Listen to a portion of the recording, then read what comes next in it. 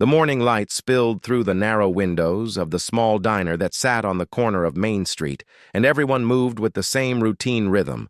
As always, the smell of coffee, the clinking of cups, the low hum of conversation filling the air. The waitress named Lila carried plates with quiet grace.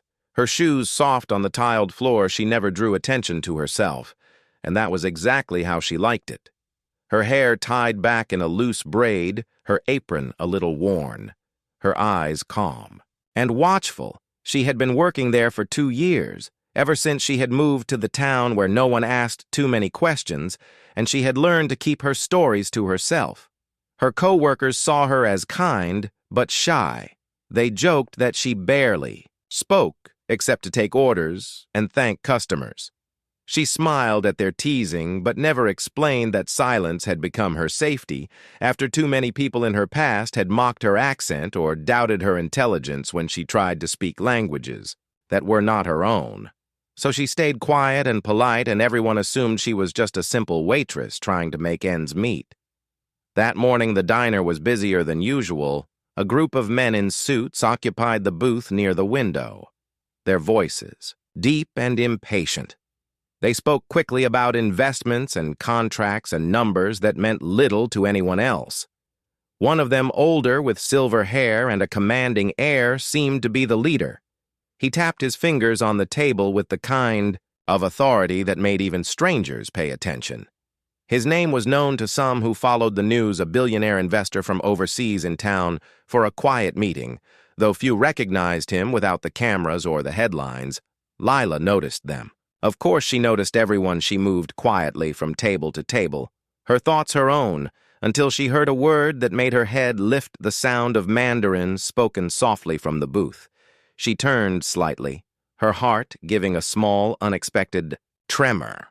It had been years since she had heard the language spoken with that particular tone, that blend of precision and warmth that only a native speaker carried.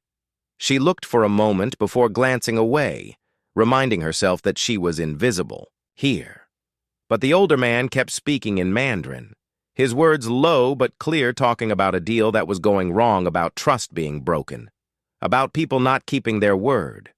Lila felt the pull to respond the way an old melody tugs at the memory of someone who once knew every note. She took a breath and kept wiping the counter, telling herself to focus on her job. Yet her mind kept catching phrases he used, ones that meant more than their literal translation, hints of disappointment and longing. When she finally approached the table to refill their coffee cups, one of the younger men dismissed her without looking up, as if she were a background figure in their important scene. But as she poured the coffee, she heard the older man say something that made her lips move before she could stop them. She repeated his words softly in Mandarin, her voice quiet but steady, translating his phrase back to him with a respectful tone, and when he looked up at her, his eyes widened. The sound of his name on her tongue in perfect Mandarin made him freeze, and the table fell silent. The younger men looked confused. They did not understand the language, but they understood the change in his expression. He leaned forward slightly, studying her face as if he were seeing something he had lost a long time ago, and she waited, not sure whether she had made a terrible mistake or something extraordinary was about to begin. For a long moment, the air in the diner held still. The sound of plates clattering and coffee machines hissing seemed to fade into the background as the billionaire kept his gaze fixed on Lila, his eyes sharp, yet filled with something softer, like recognition. She stood frozen, the coffee pot trembling slightly in her hand, until she steadied it on the table, her mind running fast, trying to remember if she had ever met him before, but she was certain she had not. She had seen him only in the newspapers years ago, when she still lived across the ocean, when her father used to point to the screen and say that man changed the world with his voice and vision. The man spoke again, his Mandarin smooth but now tinged with curiosity. He asked her where she had learned the language, and she answered quietly that it was her first tongue before she had moved away, before life had turned into something small and quiet. His eyebrows rose in surprise, and then he smiled a faint, genuine smile that seemed almost out of place on a face used to giving orders and closing deals. He asked her name, and she told him Lila. Though that was not the name she was born with, the name her grandmother had given her still slept somewhere deep in her memory, unspoken for years. Around them, the diner kept moving, people coming and going, unaware that something rare was happening between two strangers divided by wealth and circumstance. The younger men in suits shifted in their seats, uneasy with the sudden intimacy of the moment. One of them tried to bring the conversation back to business, but the billionaire waved him off with a small gesture. His attention still on the waitress, he began to ask her about her life, what had brought her here to this small town, and she hesitated, not wanting to sound foolish or tragic. She said only that she had once studied languages and dreamed of teaching them, but things had not gone as planned. So she came here to start again. Her words seemed to strike something in him, a memory perhaps of his own beginnings when he had left home. With nothing but a few words of English and a head full of ideas, he told her that he admired anyone who could begin again because it meant courage. The kind that did not make headlines, but built people from the inside. She listened quietly, moved by the sincerity in his tone, even though she still did not understand why he was being so kind. At the counter, her co-worker Maria watched with wide eyes, whispering to the cook that the quiet waitress was speaking some secret language with the rich man from the city, and neither of them could believe it. They had never heard her speak more than a few sentences in English, and now she was speaking with the confidence of someone who had been hiding a piece of herself all along when Maria asked her later where she learned to talk like that. Lila would only smile and shake her head back at the booth. The billionaire leaned back, studying her like a puzzle. He said softly that her accent reminded him of a region he once visited for business, a small village near the coast where people spoke Mandarin with a certain rhythm, a melody almost. She nodded, surprised that he recognized it. That was where she had grown up before her parents moved to the city, chasing opportunity and leaving behind. The sea, she told him, she missed the sound of the waves, the smell of salt in the wind, the feeling of belonging somewhere real. He grew thoughtful after that, silent for a while before saying that sometimes success made people forget where they came from, and meeting her reminded him of something he had lost.